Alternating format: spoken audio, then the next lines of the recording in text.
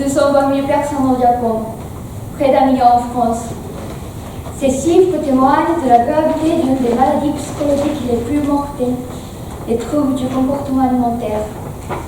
Cela fait maintenant 9 ans que moi aussi, ma relation à la nourriture est une source de souffrance. J'ai failli en mourir plusieurs fois. J'étais victime du lookisme, cette obsession portée à l'apparence, notamment à la minceur, voire à la maigreur. L'origine de ce mal est sans doute la pression imposée par le regard des autres. Lorsque j'étais au collège, j'étais entourée de filles plus minces et perçues comme jolies. Je pensais que la minceur me permettrait d'avoir davantage d'amis. Ce sentiment s'est exacerbé en jouant au volley. Ma coéquipière la plus talentueuse était très mince. Elle était l'idéal que je souhaitais atteindre. J'ai alors réduit ma consommation et perdu du poids de manière excessive. Un matin, soudain, j'ai écrasé un flanc avec mes mains. Absorber quoi que ce soit m'était devenu intolérable. Je me suis retrouvée à l'hôpital. Mon état s'est aggravé jusqu'au point où je ne pouvais plus avaler ma salive. Même le simple fait de dormir m'était devenu impossible. Les médecins ont donc employé un dernier recours. Une sonde nasogastrique, un tube qui passe par le nez jusqu'à l'estomac. J'étais au seuil de la mort. C'est alors que l'amour de ma mère, plus fort que tout, a provoqué un miracle. Pardon de t'avoir fait souffrir jusqu'à présent. Pardon de te faire encore souffrir aujourd'hui. Reste tel que tu es déjà très bien. Je suis toujours à tes côtés. Je t'aime très fort. Ces mots ont éveillé en moi 2 résolutions. Rester en vie pour ne plus rendre triste ma mère et nourrir l'espoir de pouvoir un jour m'accepter. J'ai ressenti que le fait de manger me permettrait de vivre ma vie. Quant au mot vie, que signifie-t-il? Selon moi, il possède au moins 2 significations. Il peut d'abord désigner la vie biologique, le fait d'exister ou le contraire de mourir, que nous traduisons en japonais par le mot inochi. Il peut également renvoyer à notre parcours ou notre histoire personnelle. C'est ce qu'on appelle jinsei en japonais. Ces 2 sens sont étroitement liés. On ne peut réussir sa vie qu'en vivant. Après avoir connu la douleur de ne rien pouvoir avaler, j'ai compris que manger n'était pas seulement un besoin primaire pour vivre, au sens de inochi, mais c'est aussi un miroir qui me reflète, un outil précieux qui traduit ma progression au sein de ma vie, au sens de jinsei. Refuser de manger, c'était refuser ma vie. Nier qui j'étais sous la pression du lookisme. Recommencer à manger, c'était recommencer ma vie. Retrouver la volonté de vivre de manière autonome. Lorsque mes choix alimentaires étaient restreints, mon cœur battait, certes, mais ma vie était aussi restreinte. Mon parcours était comme une fatalité. Je n'étais pas libre. Ne pas aimer manger, c'est ne pas m'aimer. Ne pas chérir les aliments dans mon assiette, c'est ne pas chérir les éléments qui me constituent, mes qualités et mes vulnérabilités, mes réussites et mes échecs. De ce point de vue, réussir ma vie, c'est aimer manger. Encore aujourd'hui, l'acte de manger est malheureusement toujours une obligation, pas un plaisir. Je n'ai pas encore réussi à m'accepter tel que je suis. Le jour où j'aimerais pleinement le moment du repas, ma vie me paraîtra infiniment plus belle. Avant de terminer, je voudrais citer un passage de mon livre préféré, Le Petit Prince. On ne voit bien qu'avec le cœur, l'essentiel est invisible pour les yeux. Cette phrase résonne tout particulièrement à notre époque où les nouvelles technologies diffusent abondamment des informations, qu'elles soient vraies ou fausses. La pression ne vient plus seulement des personnes qu'on connaît physiquement, elle peut aussi provenir de l'ensemble de la planète, renforçant plus que jamais le lookisme. Je vous souhaite de trouver la vraie beauté, non pas dans votre apparence, mais dans votre cœur. Merci de votre attention et de cette opportunité qui m'a permis de contempler la beauté de ma vie.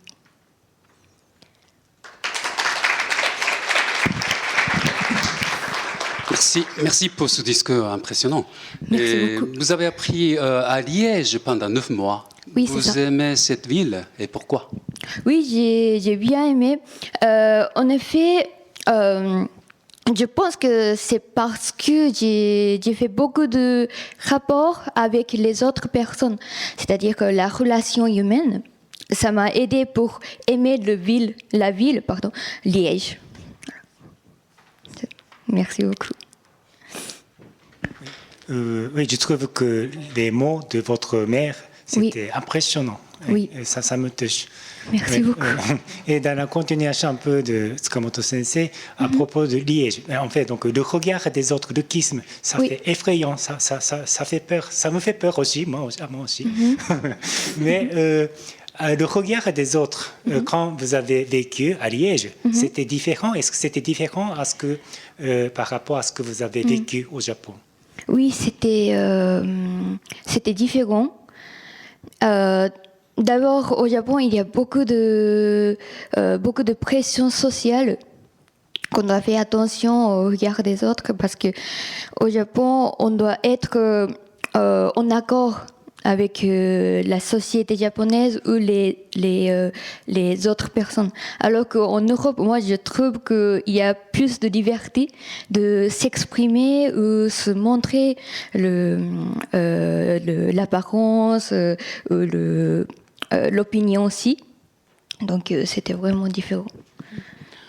Merci beaucoup. Vous êtes en 4e année d'université. Oui. Qu'est-ce que vous allez faire l'année prochaine? Est-ce que vous allez poursuivre vos études ou commencer à travailler? J'aimerais bien commencer à travailler, mais en tant qu'indépendante, parce que j'ai besoin un petit peu plus de liberté pour trouver la version de moi-même que j'aime bien et les choses qui me conviennent. En plus, pour faire le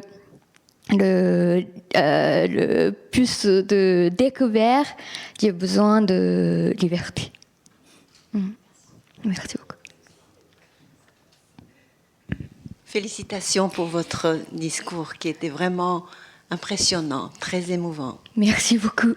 Et bravo, comme a dit Monsieur Tate, vous devrez remercier votre maman, qui vraiment, qui vous a sûrement encouragé pour votre poursuite de la vie. J'espère qu'un jour vous retrouverez la joie du bon repas. Et une seule chose que je voudrais savoir, comment vous faites pour maintenir votre français? Replay. Pardon. Pour continuer à parler français. Pour maintenir mon niveau du français. Oui. Je regarde des vidéos sur YouTube, lire des livres et notamment je discute beaucoup avec les francophones. Voilà. Un deuxième discours de femme forte, je suis très ému, un très beau discours, nous sommes gâtés aujourd'hui. Puisque vous nous avez parlé d'un sujet extrêmement lourd, cher Miyu, il faut mettre les mots sur ce que c'est. Vous nous avez parlé aujourd'hui d'une maladie qui s'appelle l'anorexie mentale. Oui, je savais. Tout à fait. C'est un sujet qui me touche beaucoup aussi parce que ma mère a été atteinte de cette maladie. D'accord. Donc je connais le problème intimement. Et je suis très ému que vous ayez réussi à nous parler d'un sujet précisément si intime, si personnel. Et ma question est toute simple.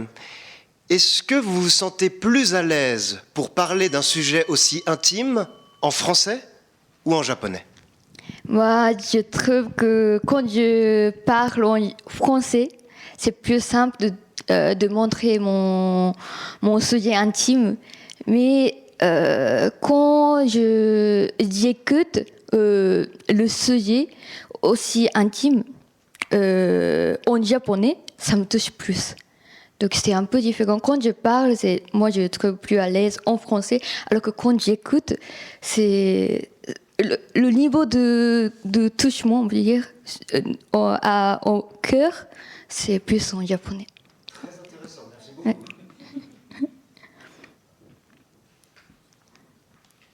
Si vous avez d'autres questions.